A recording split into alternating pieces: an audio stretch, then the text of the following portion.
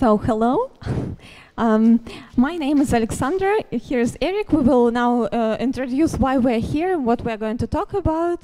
Actually, we suppose you are people who work in tech companies or maybe with around digital projects or around creating digital something services. So we wanted to bring the human perspective to your daily business. And a few words about us. So I work in Deloitte Digital. I have background in service management as my first education, and then I studied service design in Köln International School of Design in Cologne. And before starting working at Deloitte, I did some projects in public sector. This was mainly in Russia.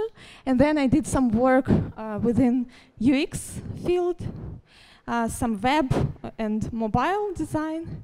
And then now working at Deloitte, I do a lot of projects within different industries, from insurance, banking, automotive, entertainment, etc. We will show you today some examples of our work so you can relate more to what we are talking about and why is it called service design. And here's the partner who is going to talk to me, and actually in the announcement, so only my name was put due to some, I don't know, maybe mistake, something, but Erik is an important contributor today, so please introduce. Okay. Thank you. So my name is Erik Roscam. I'm the director of LiveWork in Rotterdam. LiveWork is a service design agency, one of the first service design agencies, one of the biggest. We have several locations across the globe. And my background is in industrial design engineering, so I have a product design background, and then moved to innovation strategy and brand development and service design. I do talk and write a lot about the topic, and I love spreading the word a little bit. I wrote a book called Brand Driven Innovation, and I contributed to Outside In by Carrie Bodine. And I hope to inspire you a little bit today around what service design can do for the tech community, and how as a developer or as someone responsible for technology, this more holistic, human-centered perspective can really help you in your job. So thank you for the invitation. And I did a lot of work for eBay, by the way, in Holland. It's called Marktplaats. I think it's this Kleinanzeigen. We spend a lot of time with them doing service design work, and I have many examples to show you today. So that should be cool. So who's from eBay here? Okay, that's not too many. Okay, cool. I'm going to share all your secrets today. Cool. Yeah. So our basic viewpoint is the whole world is becoming digital, right? A lot of our interactions every day are becoming digital, and as a product developer for digital, or a designer or an engineer, your responsibility is increasing because more of people's lives is in your hands, so to say, because you are designing and developing and building all these digital touchpoints that people use in their daily lives.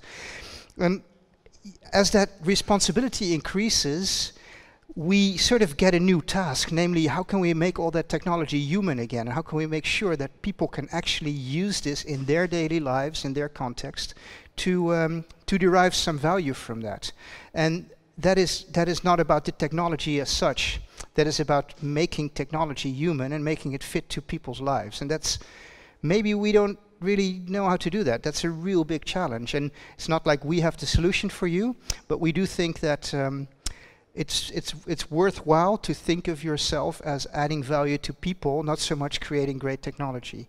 So when everything becomes digital, the new requirement is actually to humanize it again, to make it very personal and very contextual and fitting to people's values.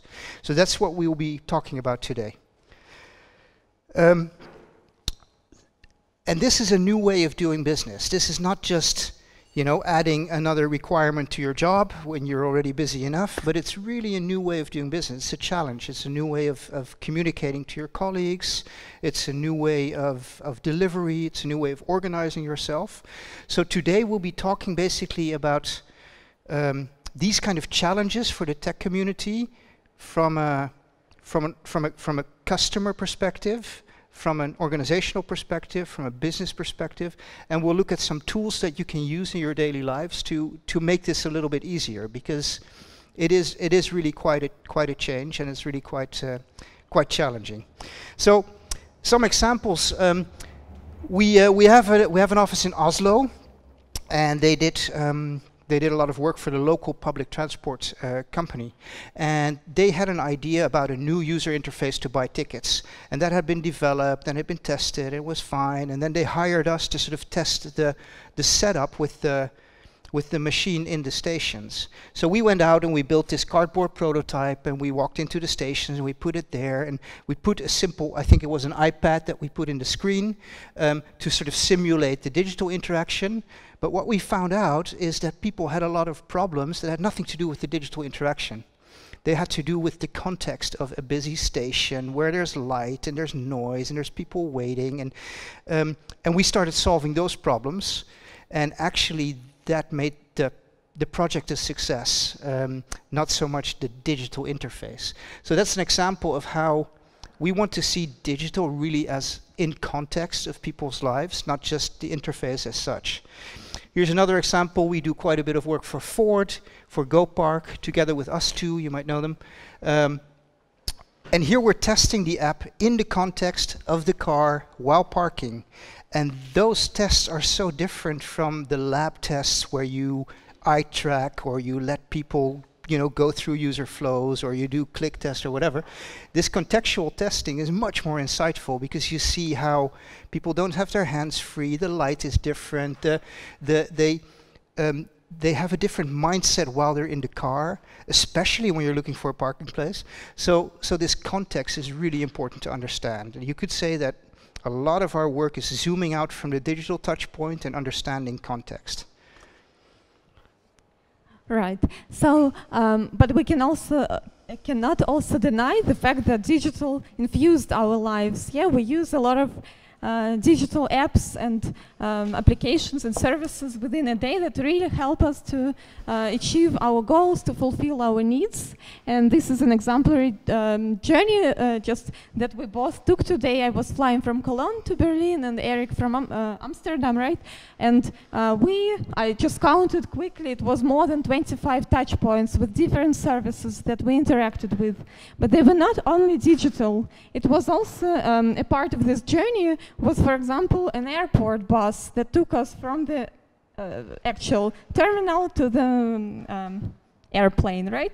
Or, for example, we served a coffee within an airplane. It was also the hotel Wi-Fi, for example, it all creates a bigger picture of us getting from A to B and fulfilling all our little needs and making our tasks a bit easier. And when we look at it, we can see that it's actually not only online and digital, but it's a good mixture of physical and online also interactions, digital. I forgot to mention that, of course, when we woke up, probably, I don't know, when I woke up, I was checking like the Google Maps, how much time I need to the airport today, but also I had a quick look into Instagram, what did my sister post or something like this. So it all creates the experience that we have also within our day. And this is just a quick sketch of the journey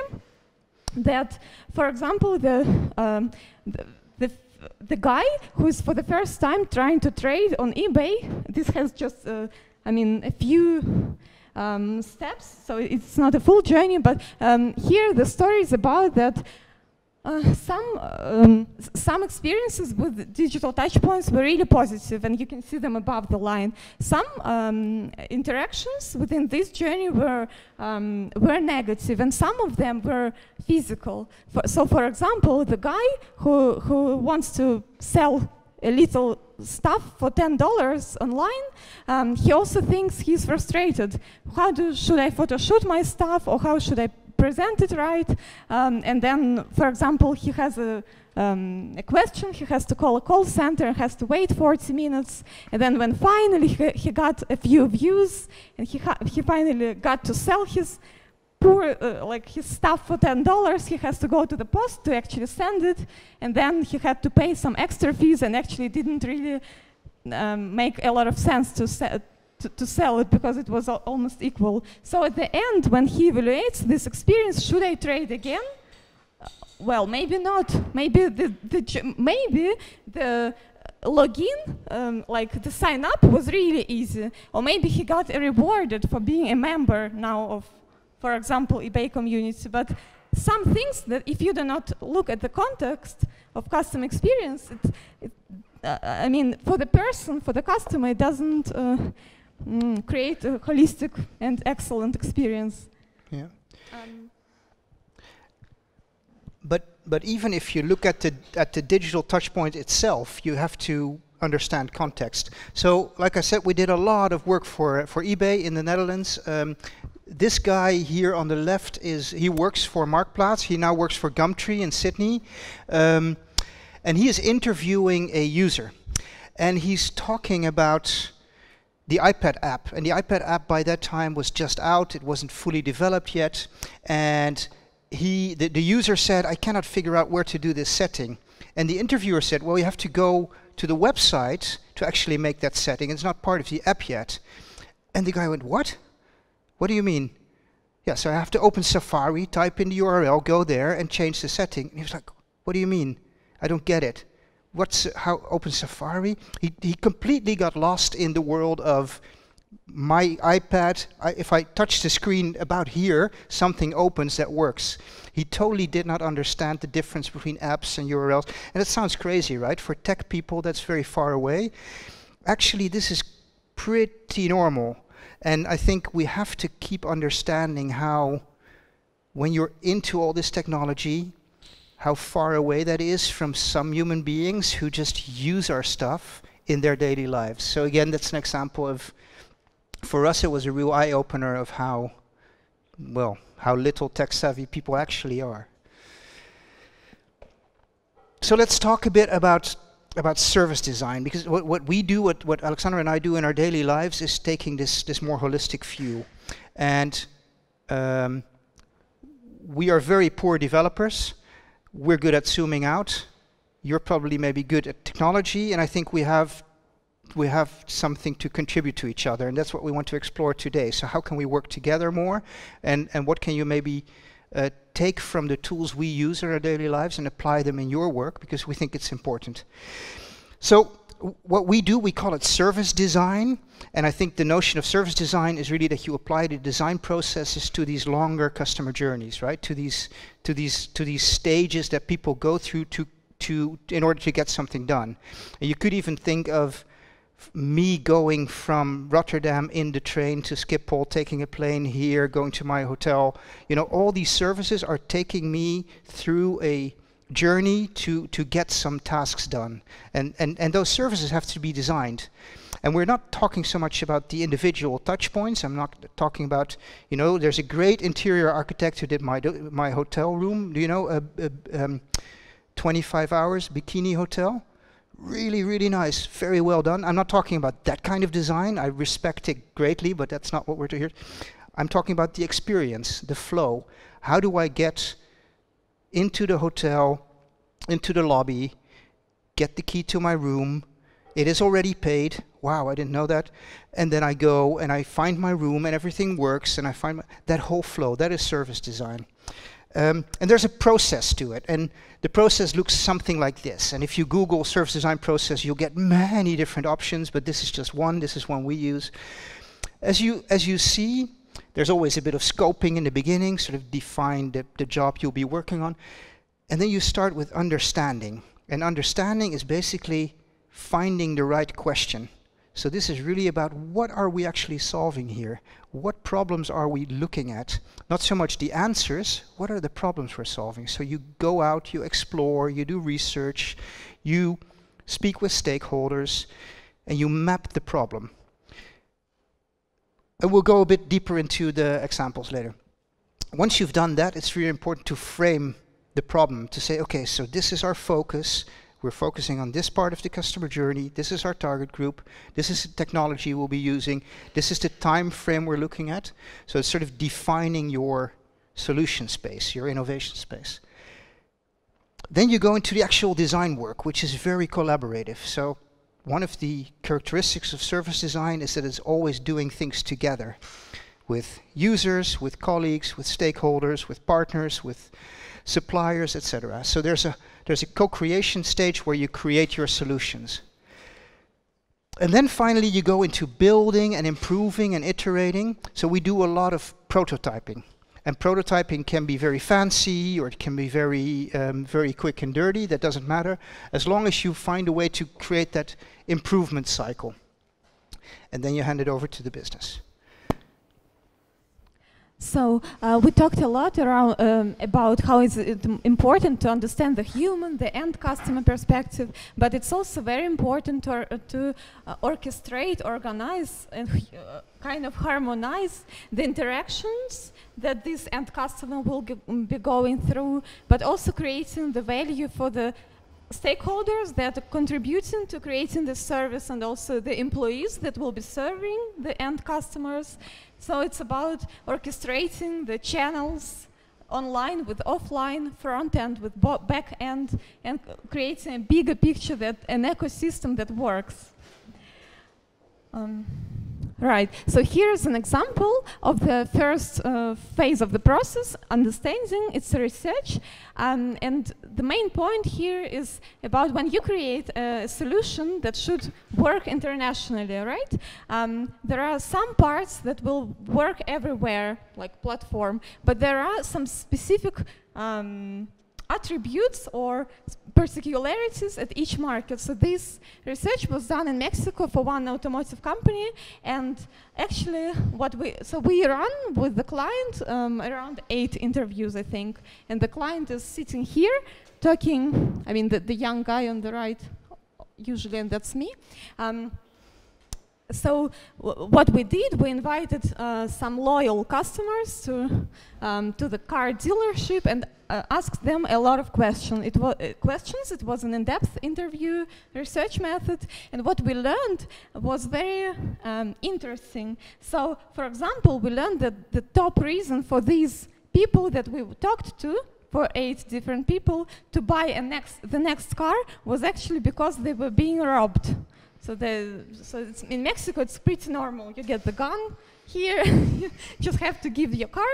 That's why insurance is very important there, and that's why it's pretty normal. Yeah, I just go for the next Jaguar, or maybe it should be another company, right? Another brand. Or what we found out that, well, actually the insights that we gathered there, they told us a lot about the international experience the brand provides, and the service they create. It's pretty much probably in every market the same. The brand is very loved, but also what we found out that there are special, the mindset of Mexican people also, of course, impacts the way they see the new service. So it was around, the whole service was around how should we roll out the new solution, the new huge international platform to this focus market. And that's where qualitative research brings a lot of value. And it's we cannot say that it's true that in Mexico, like, each customer was robbed, right? It's not quantitative enough, 8 interviews, but it gives you the reason to zoom.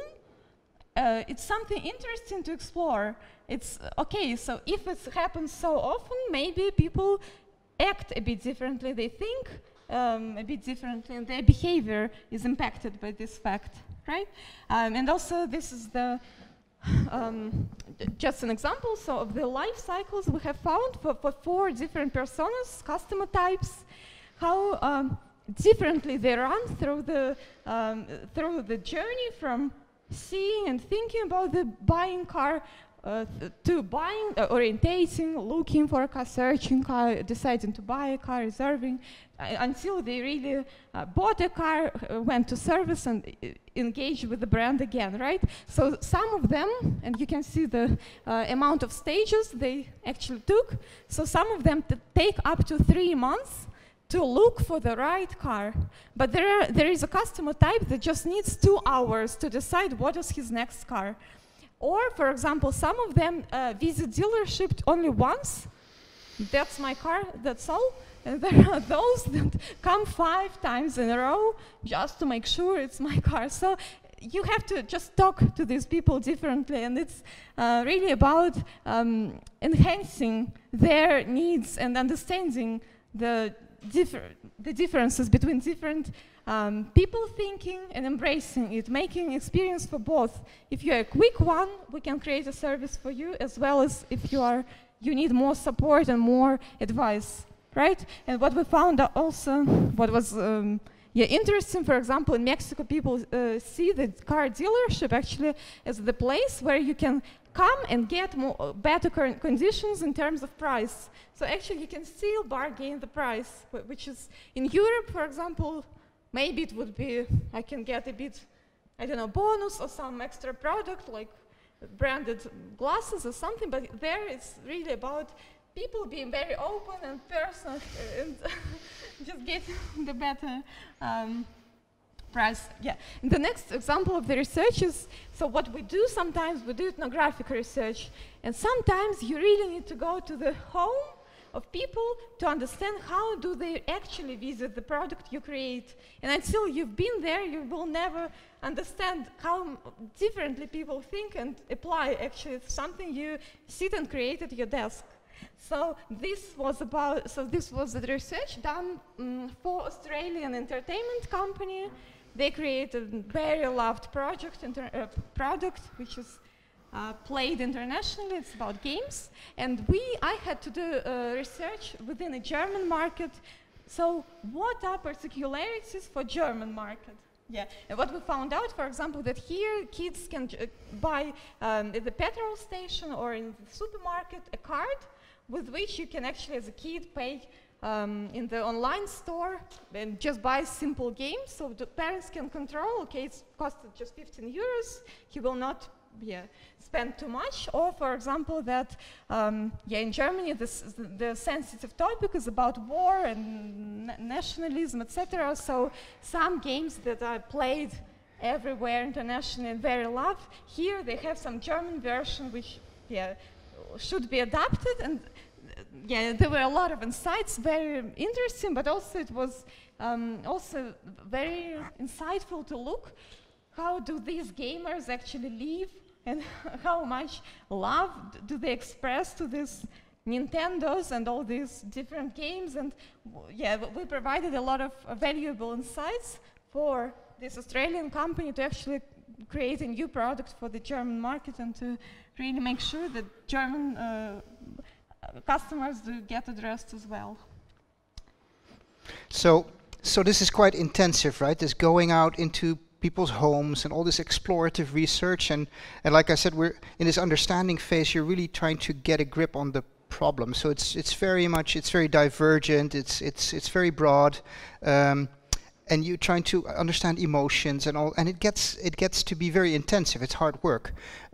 So what we did together, Alexandra and I, with Alexandra's sister and my team, we developed a digital environment where people can keep a diary. It's called 7 Days in My Life, and you prompt people to ask some contextual questions. Show us some images of your room or how you play that game, or when you go buy a car, what do you associate that with? And people are able to answer that with video and sound and images, and you get a really good feel for their home and their lives and their context without really having to go all the way into their houses, and you can get some bigger numbers and you can analyze it a bit better. So this is a way to bring digital into this very fluffy, sort of hard, explorative ethnographic research. And it's a project we've been working on together, and you can find it on the URL. And it's taking shape. It's still very much in beta version, but we're using it for Adidas, and we're using it for Ford and for Tesco and for some nice companies. So it's working, and it's quite cool. So this is all the understand stage, right? That we talked about, this first loop. What's really vital afterward is that second stage, that framing stage, and that is basically about, okay, so we have all these insights and all these quotes and all these photos, and it's all nice, and it's up on the wall. Here you see user diaries on the wall. This is actually Gumtree in the UK doing research analysis.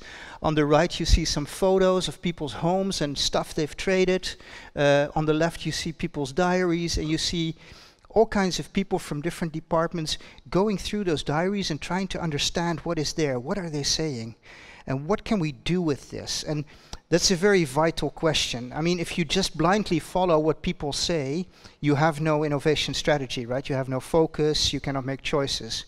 So you have to hang up all that data and sort of go, which one of these people is right? What do we follow? What kind of sense can we make from this? How can we maybe cluster some opinions? Or how can we say, this person is a bit an outlier. We don't target him, we target this woman who's more fitting to our brand. Those kind of choices. And it's really good to do that together with several people in a group. So that's the framing. And here you see the next stage, this co-creating, where you actually start to ideate on the basis of these insights. So this is at Marktplaats in Amsterdam, and you see people from marketing, from engineering, from sales, from data analysis. You see people, product owners. You see people who are focused on international, all kinds of different people co-creating solutions on the basis of these insights and this focus. So again, it's very much collaborative. It's very much about how can we cater to these people. And then when you go to the next stage, this improving, we actually, so we did a lot of research into how people buy and sell cars on Marktplaats, on this Kleinanzeigen, and we built a prototype to see if we could actually help people understand their car wish better, because one of our insights was that a lot of people have no idea what kind of car they want. And then you go to the website and all the things you have to fill in, all the little boxes you have to tick, they presuppose that you know a little bit about cars. But literally we found out that when people ask, or when the website asks you what do you want, a station wagon or not? People had no idea. I don't know. I don't know what kind of car I want. You know, do you want it to be, what kind of power does it need to have? I have no idea. You know, so it asked questions about cars and not about the people. So we made this prototype that basically helps people understand their car needs, and it takes them through that. And then of course there's a lot of connections to the website that take you to the right kind of cars. And it actually in the prototype, we measured a number of things on the customer side, like did they like it, did it help them, could they go through the flow, but also on the business side, you know, did it increase transactions, did it help sellers sell, basically. So so this is a lot about going out and trying out things and doing things. So now it's we talked about the value, creating value for the end customer. Okay, I think it's the message is understood, but now it's important to it should be also valuable for the business. Why should the companies go out and invest so much effort into creating something that doesn't bring them anything back, right? So here's a nice example from the recent research that one media company did. Actually. So it's an example about a media company that was wondering what the hell is happening. Something is wrong. When we measure the onboarding performance of, it was about understanding what's wrong with their onboarding experience. So people sign up, they sign the contracts, something happens, and then they go, they just leave. But so they looked at the data, right? And they measured the performance of each touch point. So the touch points were, for example, web interaction, fine. All of them were more than 90%. Cool. Call center works. Technician support, everything fine. But the overall, so they didn't actually measure the whole journey the customer was going through. So it was the eye-opener for them and very surprising to understand. So while the each touch point itself delivers value and all is fine, together it doesn't work because the onboarding experience lasted around 3 months, and it needed around 9 calls to actually have the technician come to your home and set up the router or something. So. Well, yeah, call center may work, but if you need to call there 9 times, it doesn't make you happy at all, right? So the journey doesn't equal the sum of its parts. So it's very important to have the also the metrics and the measurements for journeys rather than for touch points, right? It's also probably for some data, for some departments, very important to know, does our app work? Yeah, it works, or I don't know, the call center performance, but you always need to take a bigger picture and bigger perspective. Yeah. Right.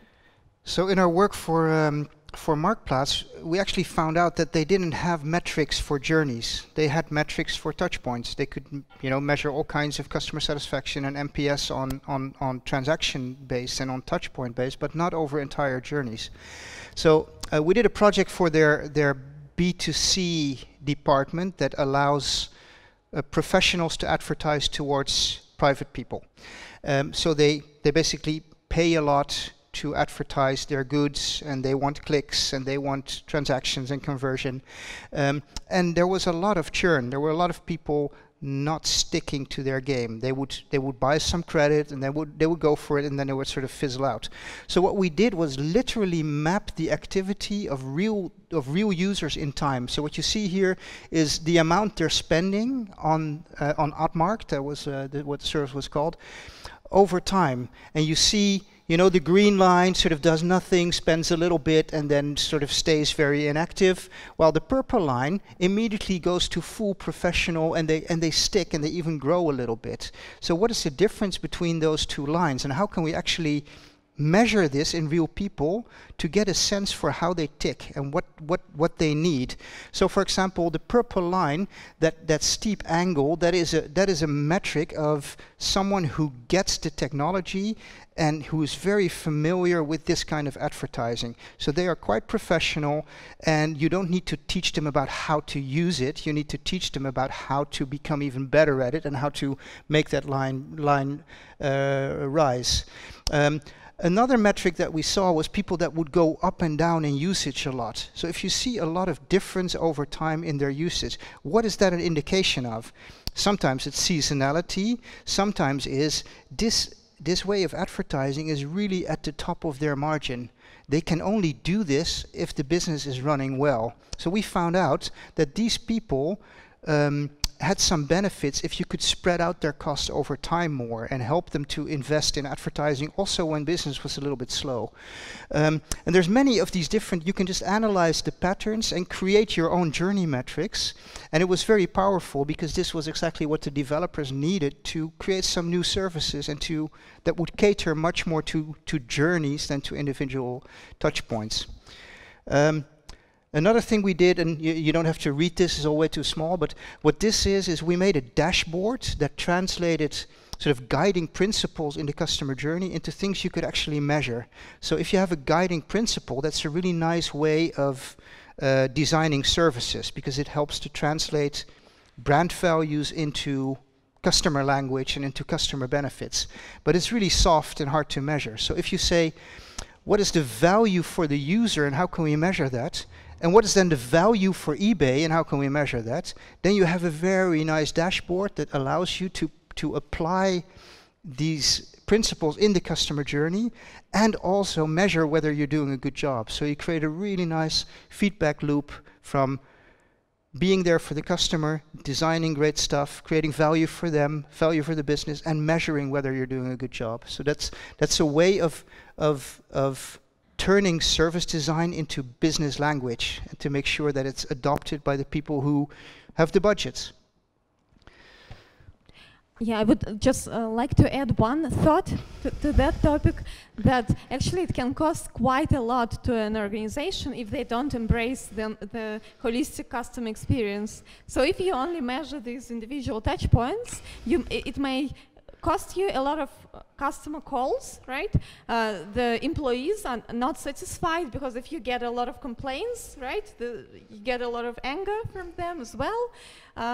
Customers start to leave because it doesn't work, etc. So if you embrace this customer experience thing and also try to create the best journey ever, then the customers stay by your side, so you create customer retention, employee satisfaction, and these are really important business metrics that are very important for an organization. You can measure them in dollars.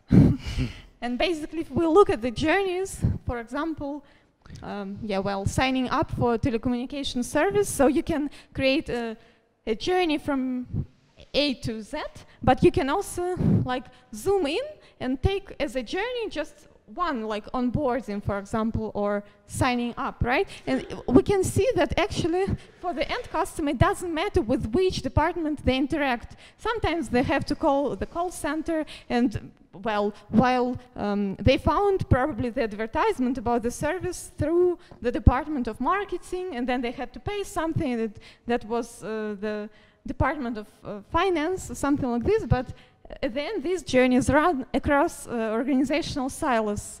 And while we tend within organization think that my department is responsible for this, and actually we never think of the end customer perspective, that they do not care how we are organized and what role I have or something. For them it matters they achieve their goals.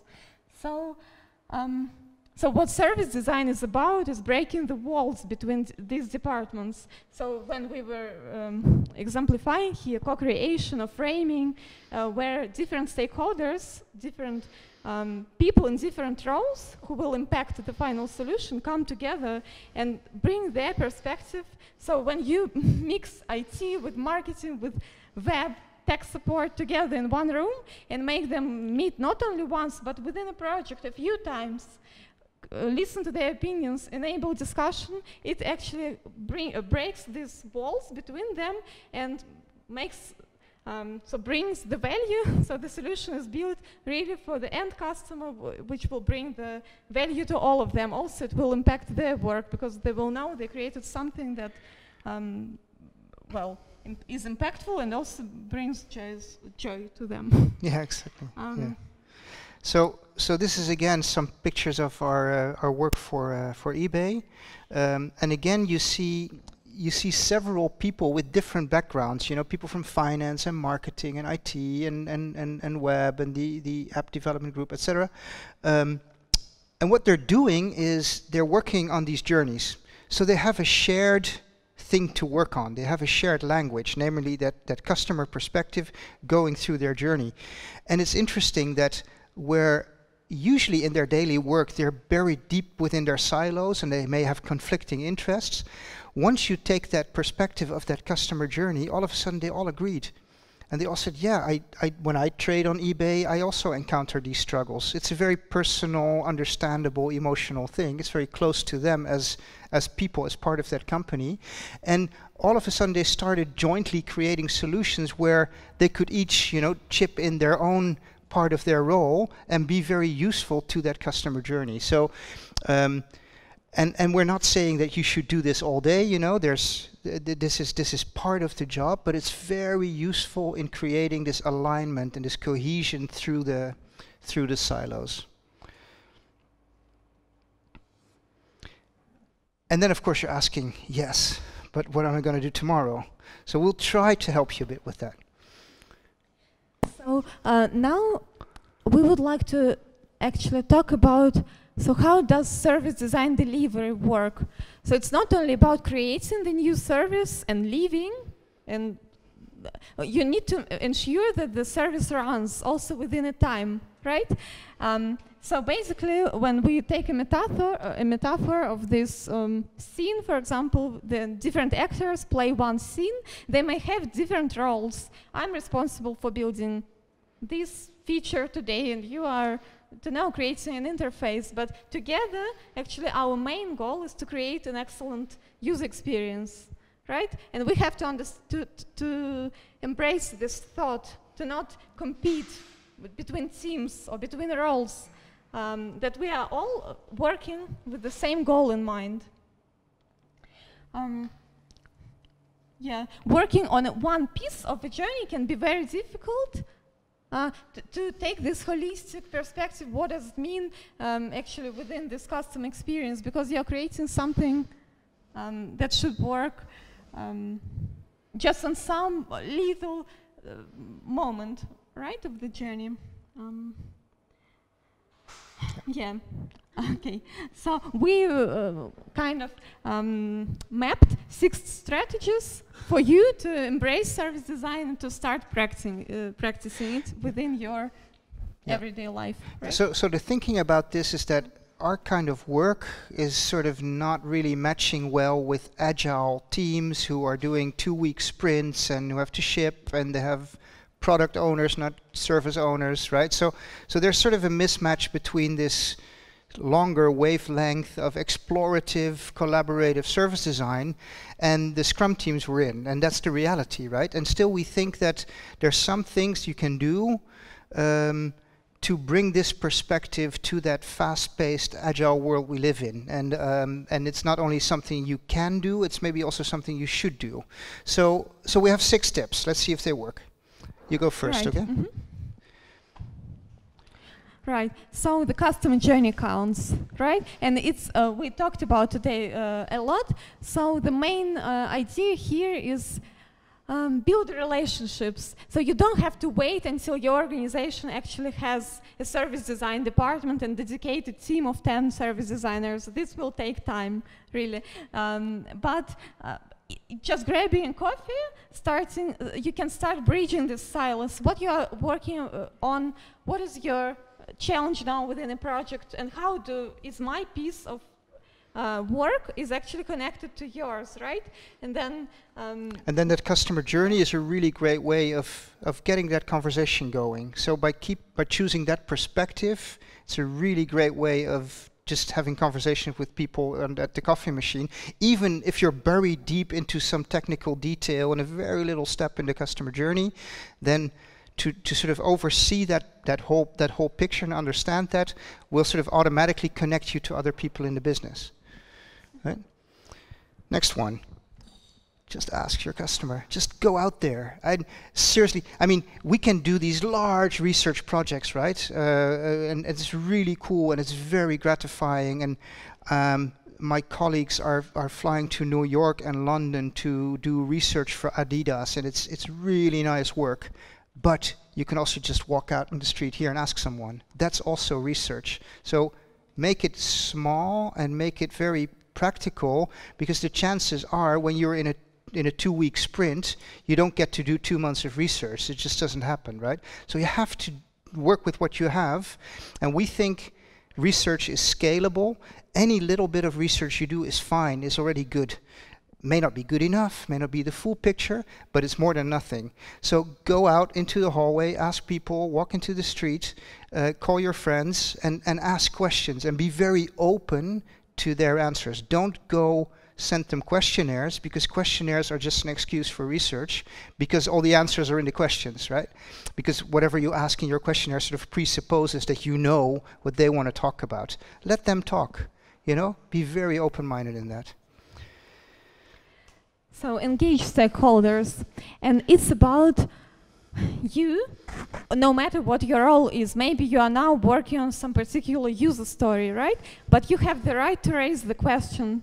And if you see some challenge, some problem, something that maybe feels a bit not so right, just challenge your product owner, your team to think twice.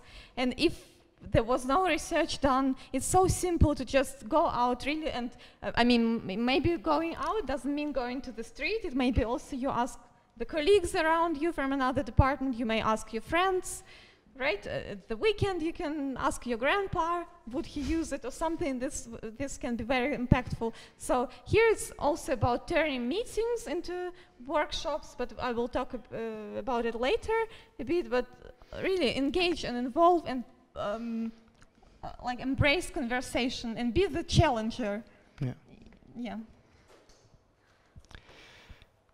So one more thing about that last one. It also means go have lunch, not with your own crew, but with someone else. You know, go have lunch with finance. See how that, you know, it's always inspiring to meet other stakeholders, because you are stakeholders in that same customer journey. So it requires a bit of bravery, but it's really cool if you do it. The next one. align by making things together. So we really believe that creating stuff, building stuff, is a great way of getting to understand the problem and aligning different specializations around a common goal. So we do a lot of crafting stuff, and that is not only digital, that's also paper prototyping, it's role-playing, there's all kinds of different ways to make stuff together, and as soon as you have something in your hands, the mindset shifts, the paradigm shifts, you know? So we do a project for, and I'm not supposed to say the name, it's a large Italian fashion brand, you can imagine, right?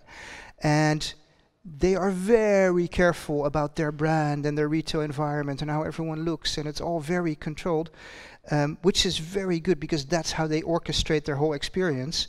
And then they needed to experiment with some digital touch points, and they said, yeah, let's make that very nice and spend a lot of time in designing it. And we said, no, we already have it, here it is. We made a little sketch, and we walked into the store, we said, do you like it or not? And it worked, it really worked. Now, of course, that was not quite how they envisioned, you know, talking to their customers. So we created a safe environment, like a pilot retail environment, a pilot store, where we could experiment with this kind of unfinished prototypes, stuff that looks like crap but works really well to get to understand the problem you're solving. And for them it was a very new way of working, but it worked very well. So it's about also building a shared vocabulary. So it may well be that there is some, I don't know, customer experience department in your organization, and there are people talking about customer and some personas, but you are sitting there and coding the features. So what does it have to do with you? So it's very important that that the journey, personas are like spread around the organization, and also it's very important to understand that personas that were serving some purpose and were created for creating a user experience for a particular app, they will not remain valuable and relevant for the whole entire life, right? It's also important that you understand personas for which service you are talking about and for which purpose they were created, yeah. Right? And finally, it's important to not see service design as something that's nice to ideate and to diverge and to create lots of post-it on the wall. No, this is also really a way to get things done. So take it from ideation to, okay, so what would this mean if we would actually make it, if we would ship it? What would it look like? What could it be? What could it solve? So we think it's very important to not separate the sort of the diverging explorative stage of understand with the more, you know, focused, feet on the ground work of implementing. It's the mindset that counts, and you can bring that mindset to all these different stages. And it's really important to not have people walk into the room and say, I'm going to waste my morning brainstorming a bit, and after that I'll go back to work and actually do stuff. No, the brainstorming is part of the actual doing stuff, and the actual building should have that explorative, customer-centric nature in it as well. It's really important that you integrate it over the stages of the development. Right, and well, the last message is about you have to find the way how to adjust it to the settings you have in your organization. And if it's a fast-moving team, if it's agile sprint way of working, and you still want to bring some service design perspective to your team, then find the way how you really can do it within this culture. Yeah, right? that's a good point. Until you wait that management changes and it will all change. I don't know. It will never happen. Maybe. Yeah, and then so you have to fit it to the context, right? There's no right way of doing service design. There's only, you know, the way that works is the right way. And if you are in a very paced, you know, sprint structure, and then do whatever you can do, a little bit is already more than nothing. So we're going to take you in some tools and methods we use that are maybe interesting for you to apply in your work. So what you see on the left is personas we developed for Marktplaats, for this eBay peer-to-peer trading platform in Holland, and we made them actually also for Gumtree in London. They're slightly different, but they're similar. One I'd like to take out is what you see there. The second one from top is called the Hustler, and the Hustler is this guy who's like always trading, and he doesn't care what it is, and he's always finding stuff to sell and selling it for a bit of profit. And we literally found a guy who traded bags of clothes, and he didn't even open them. You know, he just bought them for €1 and sold them for 150, and he was always on Marktplaats, just having fun trading, and we called him the Hustler. And it was really good when we validated. So this is all based on qualitative research, right? We interviewed about 20 people, imagine. When we validated these personas, they were completely spot on. They represented like 95% of the population. Most of them were significantly large enough in the data to actually see them as a segment. They correlated nicely internally with behavior that we predicted and with usage of the app and the website. So they were very strong statistically. I'm never surprised by that. I really trust my intuition. But it's really nice for managers who have invested in qualitative research to see that the quant, you know, proves that that was a good investment, that they can actually, you know, work with that data. So what you can do if you validate with people with an account, you can track them a bit. You can see their NPS. You can involve them in co-creation sessions. They become a persona profile, and you can really fuel the personas with data. So that trick we also applied on the right. You see a persona we created for an insurance company, and has very high resolution. We know a lot about these people because we can track their NPS, we can track their channel usage, we can track their churn rate, their use of call center, their complaints, everything, because we've created personas that have been validated and have become real people, and that is really really deep. Yeah, we have to speed up, I think. I'm getting enthusiastic. Well, so this is about journeys, and we have shown you examples of different journeys today, but and we will show more. But this is an example of very quick journeys. You may have a template just to fill in, right?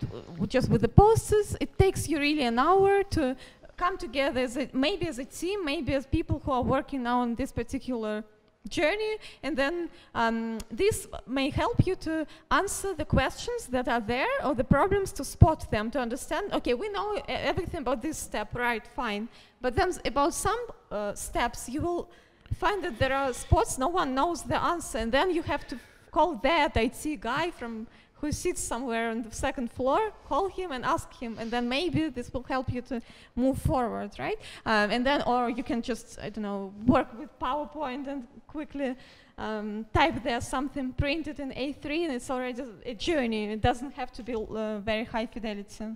Don't concentrate on making it pretty before you show it to the product owner or some project manager.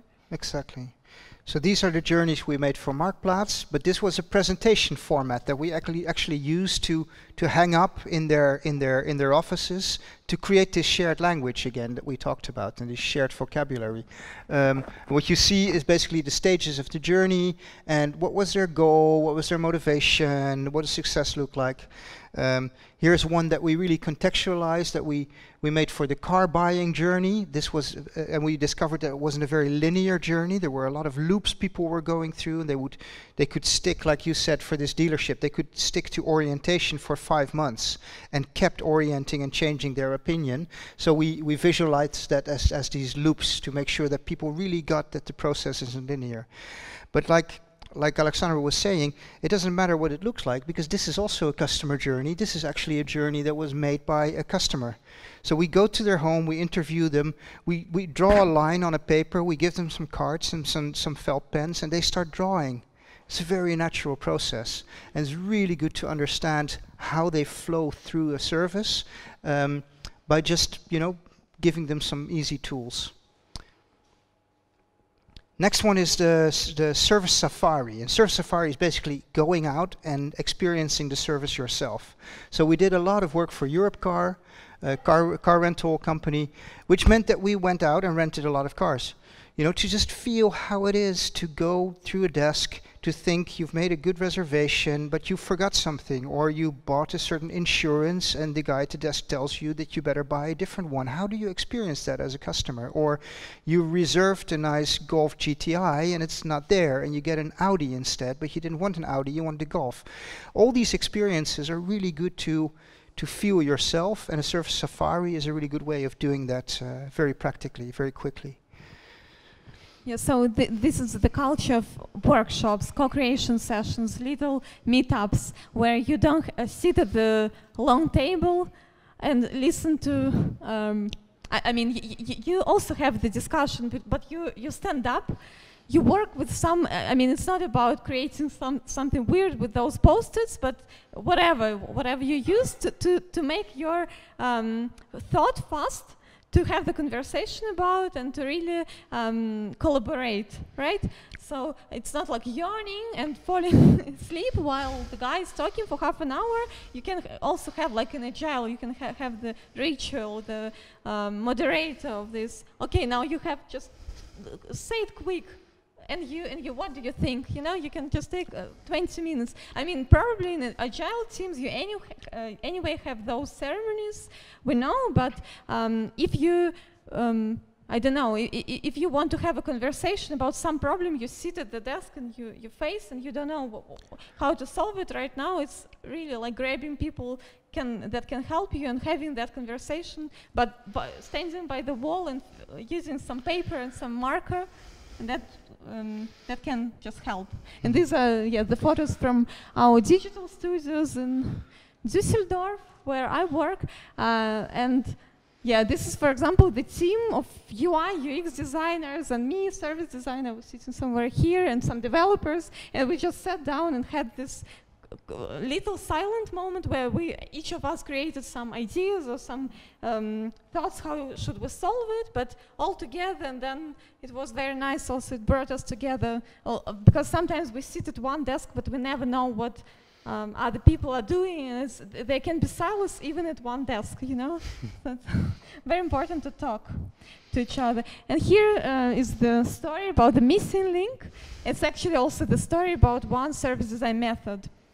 So the story is about that we had once workshop at Deloitte Digital with one client, very big car manufacturer. And then the people, very important stakeholders, CEO was there, they were reporting us, talking about different stuff. So they came actually to understand where should we innovate, what is the next direction we should take. We have so many digital initiatives within our organization, and someone was talking about, and we have the journey, and we have some personas. When we looked at them, they were really not useful, because they were created for creating some, I don't know, some customer portal, but it didn't really help the initial question we were trying to solve in the workshop. So what we saw that actually they are talking about the one thing. They kind of want that the customer experiences working well, and that they proceed in the digital transformation, the digital services are working nicely, but each department was pulling into different direction. So this was very also kind of funny to see. And what we found out, so we had people, when we used a tool that is called Blueprint, we saw the people from IT, from customer relationships department, etc.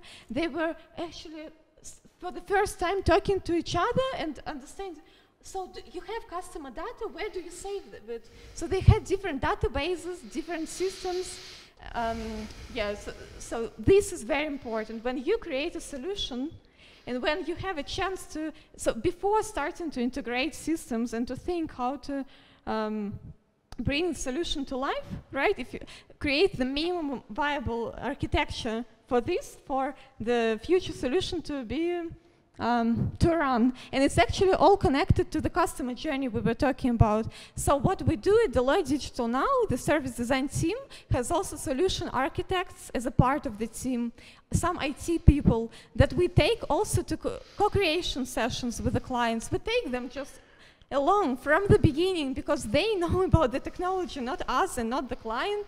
And then we may stay there and create all the nice ideas, but we don't know how they work.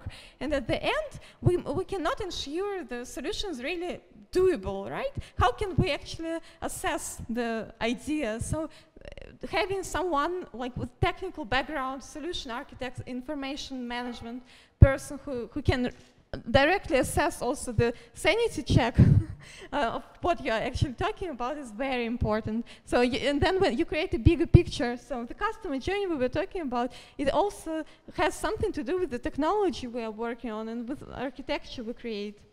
Yeah, and when you apply service design, you may have different teams of data science and DevOps and all those microservices and the AP management. But at the end, through service design, it gets harmonized. It's like one big ecosystem where everyone is part of and everyone is doing his thing towards creating something big that works for the end customer. And now we will just conclude, right? So what we learned today about that the customer journey counts. Yeah, that you should ask, do not sit and rely on gut feeling. It's so easy to ask other people, just embrace conversations. It never damages. It doesn't matter if it's only 3 people. It's already feedback. So go talk to stakeholders and get them involved in the projects. Make them part of the projects, even if it's just for lunch or for 5 minutes or for a workshop. Create stuff, build stuff. It doesn't have to be pretty. You know, make it so that you can see it, talk about it, touch it, test it. Right, and build a shared vocabulary. So make sure you are aligned through understanding that's the journey we're working on and that's what experience we're creating. Yeah, and take ideas to development. And you're probably, maybe you're part of development team, but also, yeah, make sure that ideas get developed and that it's all one life cycle, one process of, do not separate ideation from development too much, right? Yeah. That's so it took us an hour to talk now. If you have any questions and if you have time, yeah, please raise the questions. And thank you.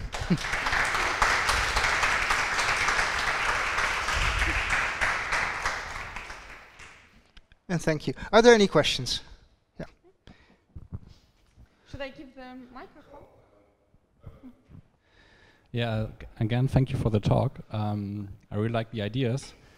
Maybe you have a suggestion. I'm thinking about, so teams today have a lot of responsibilities. They need to normally operate the products, they are responsible for the data, and they really like the ideas.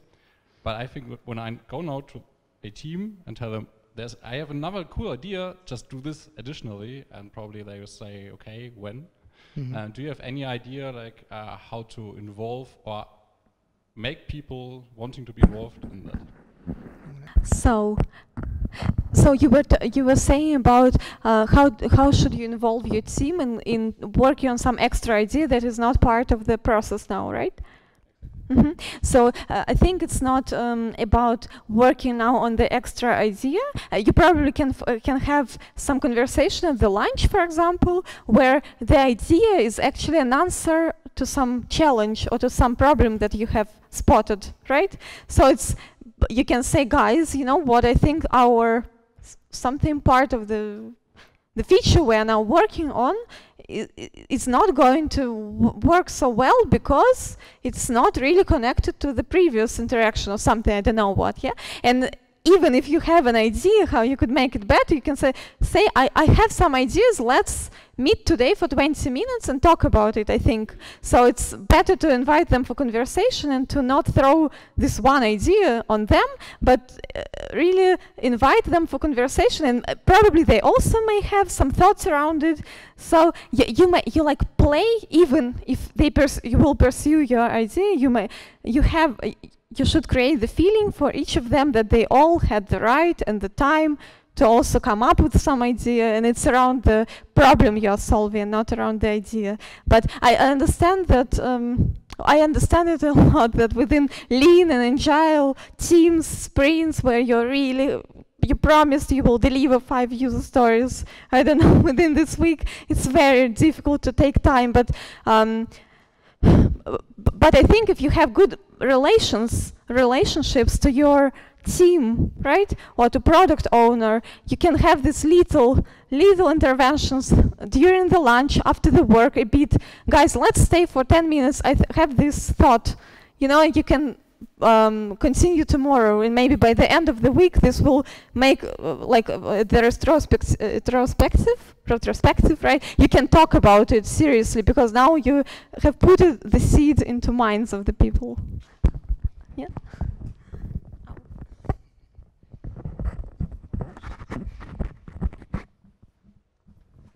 Thank you very much for your talk. It was really insightful. My name is Sarah, and I just wanted to ask you about your approach to customer experience and service design. So I found this to be a really mature approach to customer experience that you presented today, which was fantastic, which I have not found in other presentations I've recently attended. I'd really love to understand from your point of view around what you think the industry in Germany is now like. So if we think about the industry of designing customer experiences, services, and looking more holistically at how businesses now operate based on experience, where are we at here? Like, what's missing and what's next for Germany to really become internationally competitive in that industry?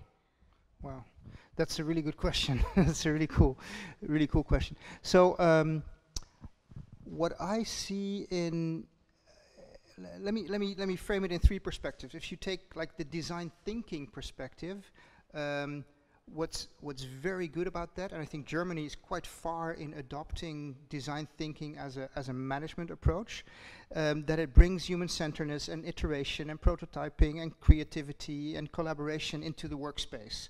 And any big company I walk into in Germany, whether it's Bosch or Deutsche Bank or Adidas or Lufthansa or you name them, they all have post-its on the wall, and they all have beanbags and these creative spaces.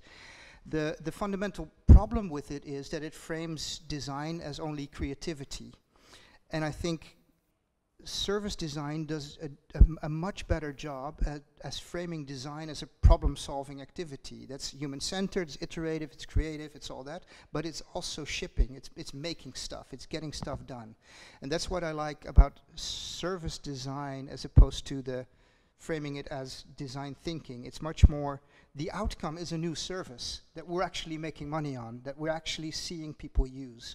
So that's what I like about service design. However, customer experience is much better at speaking business language, you know, at working with metrics, at fitting into the business architecture, at being on board level, leadership positions, you know. So in that sense, customer experience is much more mature, but I think a lot of customer experience that's going on, it's quite inside out, it's quite marketing based, it's quite commercial. Not that there's anything wrong with that, but it misses a bit the outside-in perspective of how can we co-create value with our customers rather than, you know, pushing our message through the channels. So I believe in sort of a magical mix between the 3, and as the fields mature, you can see them converge, and you can actually see that. I mean, I'm very opportunistic. I change my lingo depending on the boardroom I walk into, and if they love customer experience, then I do customer experience, you know, because in the end, it doesn't matter so much, right? It's the same type of value we're creating.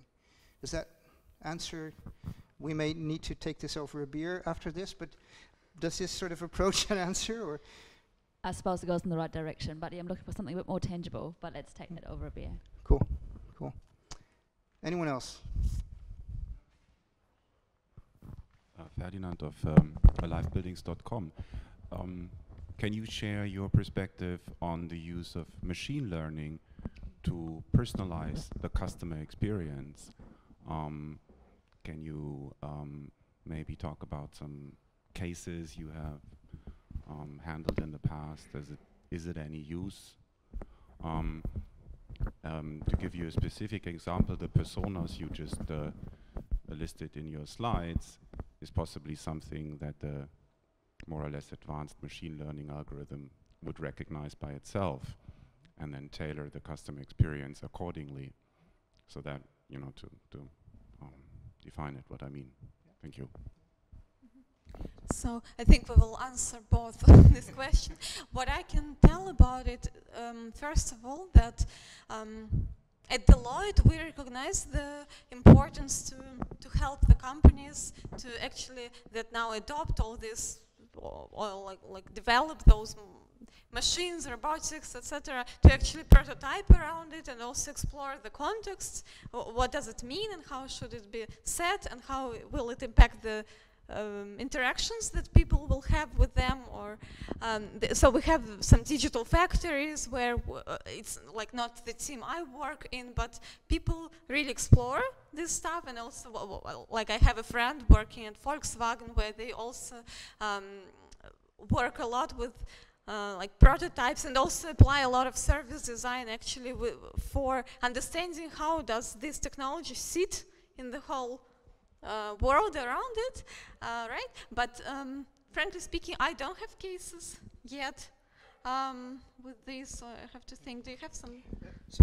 So most of our clients are experimenting with chatbots and AI and machine learning, and what I encounter in those experiments is it requires a lot of human empathy still to recognize quality and to recognize natural behavior and to recognize sort of whether something fits the brand and those kind of things. So I do think there will always be a role for a human intervention or human interpretation in these things, but obviously these things are getting good at stuff that no machine used to be good at. So I mean the case you are offering is could a machine, could an AI bot come up with personas through data? I am not going to deny that will be the case someday. You know, I think that would be very naive to say no to that. However, right now we get overwhelmed with data from the companies we work for, and there's no personas in there. Why not? Because they've asked the wrong questions. You know, they measure the wrong things. They don't measure contextually, they don't measure emotionally, they don't measure motivations, they don't measure drivers for behavior, they just... So right now, a bot could not take that from the data. You have to start measuring better first. And I think in the future, this will be some very good hybrid profession of some data analysts sitting together or having even a service design mindset or special skills, or maybe they both will just sit together and really work together. But actually we already work also with digital analysts, with data a lot to... So these beautiful journeys I bring from Mexico, we have to actually stick them also to the metrics, and we really measure them also online and see what does it mean. So I mean also for chatbots or whatever, this will be, I think that's where it goes. So the all design thinkers and developers, etc., they will somehow merge into some hybrid professions where you have to be really not even T-shaped, but like a star, understanding the basics of all of them to create something that is relevant. More questions?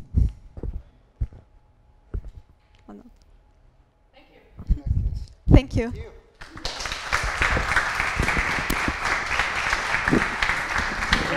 they don't do all right. That was kind of like, I kind of say yes to like, I get something here, but it's pretty much like,